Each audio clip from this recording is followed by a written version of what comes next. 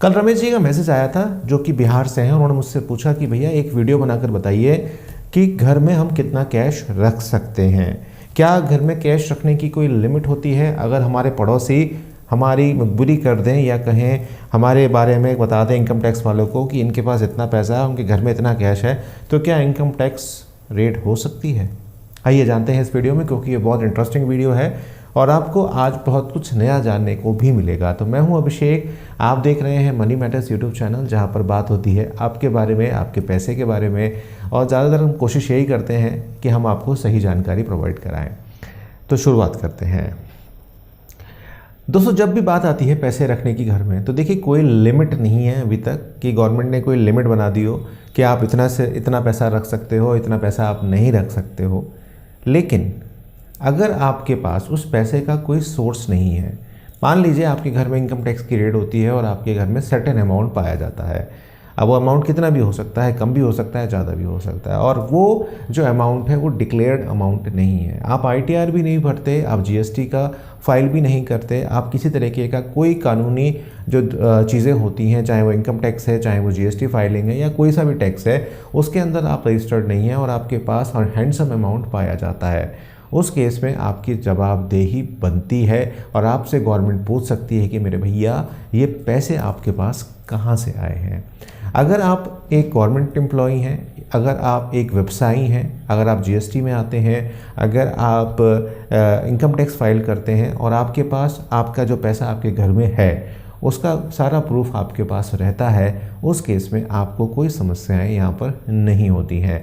समस्याएं तभी होती हैं जब आप उस पैसे को, जो पैसा आपके घर में बरामद हुआ है या जो आपके पास है, वो अगर डिक्लेयर्ड नहीं है और आप उसके बारे में कोई सही जवाब यहाँ पर नहीं दे पाते हैं, तो उस केस में आपको प्रॉब्लम्स होती हैं। अब कुछ ऐसी बातें हैं जिसकी तरफ आपकी तवज्जो मैं चाहूँगा, तो इस वीडियो को अभी से लाइक कर दीजिए, क्योंकि ये सारी चीज़ें बहुत इंपॉर्टेंट होती हैं। अगर हम बात करें central board of direct tax के मुताबिक 50,000 से ज़्यादा कैश निकालने पर आपको अपना पैन कार्ड दिखाना होता है। तो आपके पास पैन कार्ड होना बहुत ज़रूरी है, क्योंकि सबसे पहले इन्वेस्टिगेशन जो होगी जब आपसे पूछा जाएगा कि अपना पैन कार्ड दिखाइए, और अगर आपके पास पैन कार्ड नहीं होगा, और वैसे भी पैन कार्ड और आधार कार्ड की जो लिंकिंग है वो 31 मार्च 2023 तक है, उसके बाद पैन कार्ड बेकार हो जाएंगे। तो एक रिमाइंडर भी मैं आपको दे देता हूँ कि भैया पहले अपना जो पैन कार्ड है आधार कार्ड के साथ लिंक कर ली, तो नहीं तो आप और दिक्कतों में आ सकते हैं। एक साल में 20 लाख रुपए से ज़्यादा कैश निकालने पर भी आपको पैन कार्ड या आधार कार्ड यहाँ पर दिखाना पड़ता है। ऐसा अगर आप नहीं करते हैं तो आपको भारी जुर्माना यहाँ पर देना पड़ता है। अगर आप 2 लाख से ज़्यादा का पेमेंट कैश में करते हैं तो पैन कार्ड, आधार कार्ड आपको दिखाना पड़ता है। अगर आप एक बार में क्रेडिट कार्ड या डेबिट कार्ड से 1 लाख रुपये से अधिक पेमेंट करते हैं तो भी आपको पैन कार्ड, आधार कार्ड यहाँ पर दिखाना पड़ता है। अगर आप किसी रिश्तेदार से एक दिन में 2 लाख से अधिक का अमाउंट कैश में लेते हैं तो इस पर भी सवाल किया जा सकता है।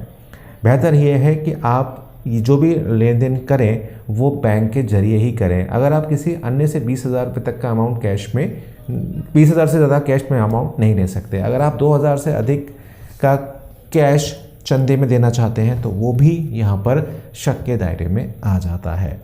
तो ये है सारी कैश ट्रांजैक्शंस की कुछ नियमावली, आपको इनका फॉलो करना चाहिए। लेकिन हाँ, ये बात ज़रूर कहूँगा कि अगर घर में कैश रखने की आपकी आदत है तो ये अच्छी आदत नहीं है।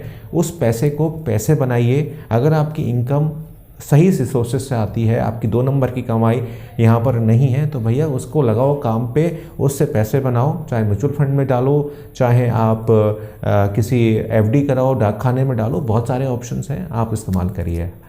तो आई थिंक आपको, मुझे लगता है कि उम्मीद है कि आपको जवाब मिल गया होगा कि घर में कैश रखने की कोई वैसे लिमिट नहीं है। लेकिन अगर आप एक ड्यूरेशन, एक ज़्यादा अगर आप पैसा रखते हैं तो उससे सवाल किया जा सकता है, अगर आपने डिक्लेयर इनकम नहीं करी है तो। मुलाकात होगी नई वीडियो में, तब तक अपना ध्यान रखिए।